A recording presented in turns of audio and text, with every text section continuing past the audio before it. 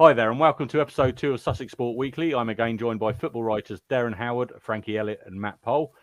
After Brighton's win against Bournemouth, their Japanese star Kaoru Mitoma hit the headlines again with another winner. The Seagulls face Palace this weekend, and we will discuss how that may go, and we will look at how Tony Bloom and company could replace the likes of Moises, Caicedo, and Alexis McAllister in the summer if and when they leave the Amex. Looking at Crawley Town, they lost their big relegation battle with Gillingham 1-0 at the weekend. They are now just 1 point off the bottom two and face 3 games in a week, starting with Crewe at home on Saturday. Can Scott Lindsay turn it around? But we're going to start with Brighton and Mitoma. He's the form player of the Premier League, isn't he, Derren? He really is. He really is. And for me, it's just a brilliant story. One of the best stories of the season for Brighton. And yeah, he arrived out of nowhere, really. And like you say, he's now one of the best players in the Premier League, and the fans absolutely love him. He just seems to have that sort of rare quality that, only certain players have, that when he's on the ball, all the crowd are expecting something. There's a sense of sort of anticipation among the crowd. And yeah, he just really makes things happen. He's so direct, loves to take on defenders. And what's really impressed me, though, is, you see many players like that, but it's his composure in front of goal when he gets the chance. He's really, really impressive in front of goal. And De Zerbi said after the match, that the Bournemouth game, that he wasn't actually at his best, Mitoma, in the game, in the press conference afterwards. But he just said he's impossible to substitute, because at the moment he knows that he's capable of delivering something special. And, that was echoed by some of the Albion players as well. And I remember they did an interview recently, a couple of Albion players. They were asked who's the most skillful player in the team and who they want on their team in training. And that they all said Mitoma. They love playing with him in training and on match days as well. So, yeah, brilliant story, remarkable. And, long may it continue, really. So what's impressed you, Frankie, about Mitoma? Well, just leading on from Derren there, I mean, the thing that's really interested me is that Mitoma is 25, which in the realms of football players coming out and bursting onto the scene is actually quite old. You'd see the sort of youthful pace and energy that he brings, and you'd expect to when you look online to find an 18, 19-year-old. But when he was 18, 19, he was still at university. So it's a quite incredible story for someone in their mid-20s to be bursting onto the scene like this, not only in the Premier League, but in professional football in general. I think the thing that's most impressed me, as Derren has touched on, Brighton have had many skillful technical players. They have many players been in those sort of teams in the sort of lower half of the table. But the issue has always been is finding the back of the net. Leandro Trossard was one of those players. Mitoma, what he has been able to do is he's been very, very clinical. We've seen a range of high quality goals from outside the box finishes, like the goal against Leicester, the calmness and composure of the volley against Liverpool, and even just basic goals like a header on Saturday not as dazzling as the 2 goals prior, but probably the most important, as he got Brighton over the line in a game which in years gone by under Graham Potter they've drawn and possibly even lost. So his ability to score goals when his teams most need it has been incredibly impressive, and has helped Brighton no end to be in the position they are in currently. Yeah. But everybody's talking about Caicedo and McAllister likely to go in the summer. Do you think they can keep Mitoma as well, Matt? I see why not. The season that they're having, they're almost, they're definitely in contention for Europe. But, I mean, if Brighton let both of those players go, do you think they'd want to let go of a third necessarily? I think that losing 3 key players in the summer would be a total rebuild. And say, for example, they did get into Europe, I think they would completely kill their dreams of trying to progress in that. But money talks, doesn't it? I suppose you just need to look at the amount of money that Chelsea are throwing around. I think that obviously Tony Bloom is a harsh negotiator, as Arsenal found out in January. But I think that if every player has his price, and I think if a big bid did come in from Mitoma, I think that Brighton could have their heads turned. But as I said, if they get rid of McAllister and Caicedo in the summer, I think it would be highly unlikely that Mitoma would go. Yeah. Is there anyone interested in Mitoma? I haven't seen many transfer rumours about it yet, or has anyone seen anything? Not that I've seen. No. I had seen that there was a potential of Arsenal being interested.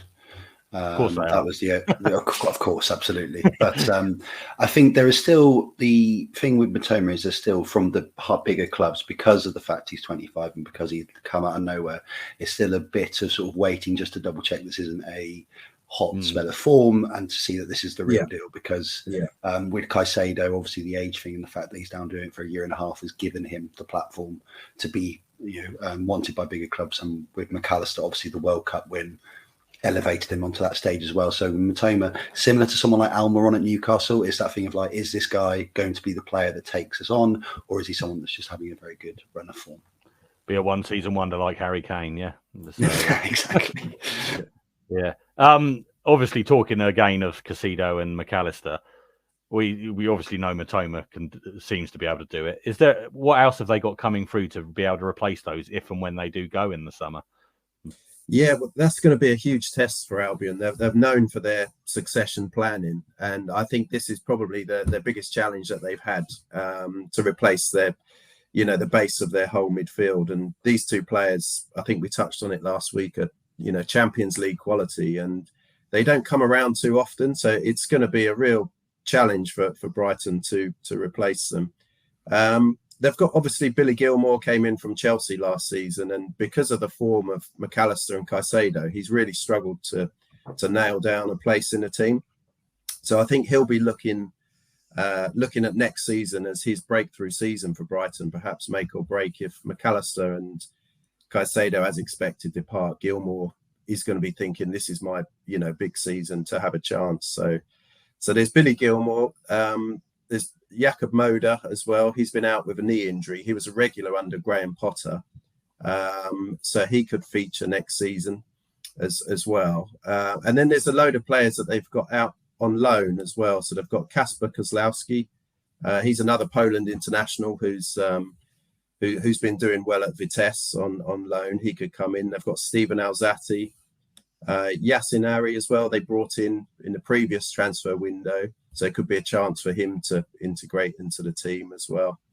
But then you look down, they've got Pascal Gross, Adam Lallana, two experienced heads. But it's with, as they're getting on, it's a bit much of a stretch to ask them to carry the workload of a McAllister and Caicedo. So, and then there's two young lads on loan as well who I'd like to mention. So Jensen Weir is one at Morecambe. I think he's going to be a serious player in the future as well. Maybe next season might be too soon to step up, but he could be pushing for the matchday squads next season. And also Mark Leonard at Northampton as well. There's a few coming through the ranks, but I think Brighton would have to delve into the transfer market to replace to get a name to replace these two. But it'd be a mixture of up-and-coming talent and perhaps possibly a shrewd signing as well. Yeah, talking to all the loan moves there, I know, Matt, you did a big picture article page with an update of all the loanees. I think was there 23 of them? 23 of them, 2 squads worth, yes. Yes, absolutely. Yeah. So if anyone wants to see it on sussexworld.co.uk, you can see how all Brighton's loan players are getting on at the moment. On that, Frankie, any of the younger up-and-coming Brighton players have caught your eye or you've heard good things about? Well, there was a couple that impressed me. I watched the mid-season friendly against Aston Villa during the World Cup, and that required a number of younger players that I think have gone on loan since to come into the squad. Ed Turns was one of them who I thought has been very, very impressive. But I think it's going to, touching on what Derren said there, it's going to be an interesting window coming up for Brighton if Caicedo and McAllister do both go, because the signing of both of those players took up, well, especially McAllister, that took 3-4 years for him to become the player he is. Yeah. So it depends on where Brighton want to go. Let's say they finish within the top 6 or 7 and Conference League football is achieved. It's whether they're willing to wait 2-3 years with the next signing. So someone like Billy Gilmour might step up to the plate and then another player fits into the Gilmour position of being on the bench. Or do they look to expand and look for a player that is someone who's already been playing at a top club? Someone say like Alex Oxlade-Chamberlain, Ruben Loftus-Cheek, Conor Gallagher, someone of this ilk that is in a squad player for a Big Six team. Obviously, the wages and the transfer fee might stop that, but also the fact that they are a bit older, a bit wiser, and a bit more streetwise to how a season runs alongside European football. So it's whether Brighton not to put a pun on Tony Bloom's poker career, but it's whether they stick or twist with continuing on the path they have done of finding these players from more extravagant means in South America and around deeper Europe, or do they just play safe and go for someone that is a true and tested Premier League player? Yeah, interesting stuff. It's going to be, like you say, very interesting transfer window. This weekend, we've obviously got the big, whatever they call it. Is it the M23 derby? I don't know what it's called. But it's going to be an absolute barnstorm. It's always full of incident on and off the pitch, isn't it? Brighton Palace.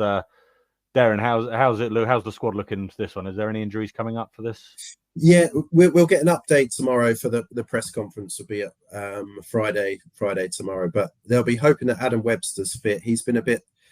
Apparently, he was fit enough to play last week, but they went with Joel Veltman at the centre of defence, and he did very well. So Adam Webster could be fit to start this one as well. Evan Ferguson will be looking out for him as well to see if he can come back into the team. He may be a little way away at the moment, as is Levi Colwell as well.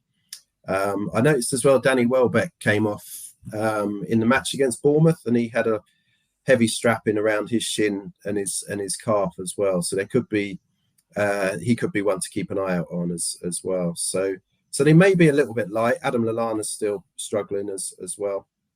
But Alexis McAllister comes back in after his suspension. So that's a huge boost. But yeah, whichever 11 they put out, they know they're going to be up. It's going to be a cracking game, and they're going to have to be up for it. Whichever 11 are on the pitch, Brighton fans will really want to see them going at it. And it would be De Zerbi's first taste of a Palace derby as well. So yeah, one I'm really looking forward to. It's always a good atmosphere there, and should be a cracker, as you say. Yeah, Frankie, before this season, it's always been quite even. They've always been around each other. But Brighton, clearly the clear favourites, aren't they, for this game this weekend? Well, this is a unique situation. Last season at Sellers Park, it was a Neil Maupay last-minute equaliser, which Brighton fans are absolutely ecstatic with. But I think this season, Palace have gone 6 games without a win in a row. I think there's obviously issues with injuries to top players like Wilfried Zaha, but they have struggled to really get going under Patrick Vieira after what had a lot of promise at both the start of this season and the start of last season. On the flip side, Brighton are unbeaten in 2023, and as you say, are in the top 6. So theoretically, they are the favourites. But of course, Derby Day games never normally go the way that fans always hope the form table will go. I think the thing that will help Brighton a lot under De Zerbi is he has said very much throughout his time as Brighton manager that he thinks and feels like a fan. So he won't be giving it the classic talk that many managers give of it just being another game. You have to take emotion out of it, things that fans don't want to hear, basically. I think De Zerbi will be drilling into his players the importance of this game to the fans, which will give them an extra incentive to come away with the 3 points. Absolutely. And Matt, is it a fixture you always look forward to watching every year? It's an odd one, really, because it's one of those games where you know that as a fan of neither side, you know there's a rivalry, but you can't decide or pick out why there is one. Yeah, I think it is. It's quite an interesting spectacle, really, and obviously Palace will be back. Palace have always got quite a boisterous support, and Brighton will be down at Sellers Park as well. So yeah, it's one that you kind of, as an outsider, you kind of look at and go, oh, that's not quite sure why those two are rivals, really. But yes, it is one to keep an eye out, I think. Definitely. And just looking at it, there's been rumours this week about AC Milan being interested in De Zerbi. He's not going to leave anytime soon, is he? I wouldn't have thought so. No, there's apparently there's a release clause in De Zerbi's contract. They of around 13 million, I believe it was, that Brighton insisted upon when they hired him. So I guess De Zerbi was going into Brighton, and if he did do well there, there's the next step is a higher club that can potentially afford that release clause. So probably another shrewd move from Brighton to do that. He has said at some stage in his career he would like to return to Serie A, and he would likely, go on to manage one of the top teams in Italy. But everything you hear coming out from Brighton, they say he's loving his role there and working with the players, and the feelings, mutual as well. The fans have really taken to them. The players are carrying out his instructions, enjoying their football, and improving under him as well. So I don't think he'll be going anywhere soon. But at some stage later in his career, he may, go back to Serie A. Just £1 million more than my release clause at National World, so that's good. Right, we're going to quickly switch tack and go to Crawley Town. They lost last week at Gillingham, Matt, and it's looking a little bit precarious again, isn't it, in League Two? It is indeed. I suppose the only thing that Crawley can be buoyed by the fact is that they have games in hand on the teams around them. But I think at this stage, Crawley supporters would rather have points on the board than games in hand. I think Gillingham's position is a little bit misleading, though, because I think they've done what Crawley should have done from the start and bought players, and I'm sure Crawley fans don't need any reminding this, of League Two quality like Tom Nichols and Glenn Morris, and it's all been upwardly mobile. They need a positive result against Crewe just to, I think, get the fans back on side a little bit, because by all accounts, first half against Gillingham was positive and they looked like they were attacking, but as soon as Gillingham scored, Crawley completely changed their style of play and it didn't work. They were lumping balls up to Dom Telford, who is not the tallest, we'll say. But I don't think it's all doom and gloom yet. As I said, they've got the games in hand. And I think, again, as we said last week, it's a must-win game for Crawley this weekend. They have to beat a Crewe side who are struggling at the moment. Yeah. This last week, Scott Lindsay announced Ben Gladwin, new signing from Swindon, as the captain. What kind of statement does that make, I think, making a new signing the club captain straight away? Well, I think it's him stamping his authority on the club. Ben Gladwin is a player that obviously he knows incredibly well from Swindon Town, and he is a man that he obviously wanted to have him brought in from Swindon in January. Scott Lindsay in the past has said that he wants the culture of the club to change. And I think if you want that culture to change, there's no better person to give the captaincy to than fresh blood, I think. And even if the fans don't like the idea that a new player who come in January is the new captain, having looked at, he is the third oldest player at the club after Tony Craig and Joel Lynch. And Joel Lynch has had his injury issues, and obviously Tony Craig's been left out of the squads. So I think from my point of view, if you want a change of culture, you bring in the man who's just come in, who's new, fresh eyes to it. And even on a seniority level, Ben Gladwin ticks all the boxes. So I think it is a good move from the club to make Ben Gladwin captain. Lovely.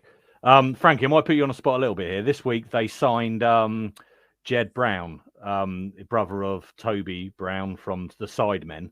Did you follow all the stuff with the Sidemen when that all happened with Crawley Town earlier in the season? I didn't know, but I have to say a lot of my I live in a house of five boys, and I came home one Saturday afternoon to see them all watching them play football at the Crawley Town's ground, which was well, they must be doing something right, obviously, because I don't think Crawley Town would feature much on our TV screen here. So yeah, someone's done something right. Absolutely. And Matt, with the Sidemen stuff, I mean, the fans, a minority of the fans seem to not lose their minds, but seem to be upset by the announcement that a YouTuber had signed a contract with them this week. I mean, it's only a developmental contract, but it's good publicity for the club, isn't it? And they're trying to raise the awareness. Oh, yeah, absolutely. You'd like to say that any publicity is good publicity, but after the season Crawley had, you might not necessarily be so certain about that. But as you've said there, they've signed a developmental contract. And you'd like to think that if he signed a developmental contract, he's not going to get anywhere near the first team, really. So I think that if there's a way of generating more interest outside of the usual channels for Crawley Town, brilliant. I don't think Crawley fans have got anything to worry about him playing for the first team. So, again, we'll have to look for the positives in this one. Absolutely. Right, let's have a look at this week's game. So, obviously, we've said Brighton are at Crystal Palace, and Crawley are at home to Crewe. So, Frankie, I'm going to start with you. Score prediction for the Brighton game. I'm going to go for quite a high-scoring affair. I'm going to go for 3-2 Brighton. 3-2 Brighton. Who's scoring? I think Mitoma. I'm going to go Mitoma, Pascal Gross, and Solly March. Lovely. Oh, Solly March will love that when he's being homegrown and all that. Yeah. Derren. I'm going to go for 1-0 to the Albion. Lewis Dunk header. He loves playing against Palace, and I think he hasn't got too many goals this season. They haven't had too many goals from the defenders this year, so I think it's time Dunk will knock home a header, I think. Absolutely. And Matt? Going to go 2-1 Brighton, Mitoma double. Yeah, fair enough. Lovely. I'm going to go for 2-2. I'm going to go against the grain a little bit. I think it will be high-tempered, and I think we'll see at least one red card, which will be good.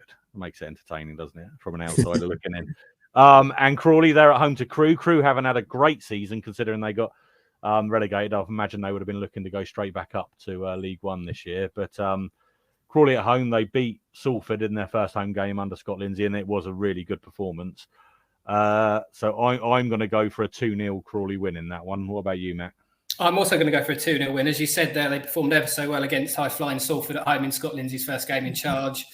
Crewe are having an absolute shocker, I think. I think they expected to go straight back up again. So, Crawley need to make the Broadfield Stadium a fortress. So they will be doing that from now by beating Crewe 2-0. Lovely. Frankie? Yeah, I agree. The home advantage should play a massive factor for a team struggling at the bottom. So I'm going to go with a new manager. So I'm going to go for 2-1 Crawley. Lovely. Darren? Yeah, I'll go for 2-1 Crawley as well, and it would drag Crewe back into the trouble as well. So big 3 points for them, I think, this week. Excellent stuff. Well, thank you all for listening, and thanks Derren, Matt, and Frankie for your contributions today. You can see we'll be writing stories on everything we've discussed, or there have been stories written at sussexworld.co.uk. The URL is at the bottom of the screen there. So thank you very much. Let's hope for an Albion and a Crawley win this weekend, and we'll see you again next week.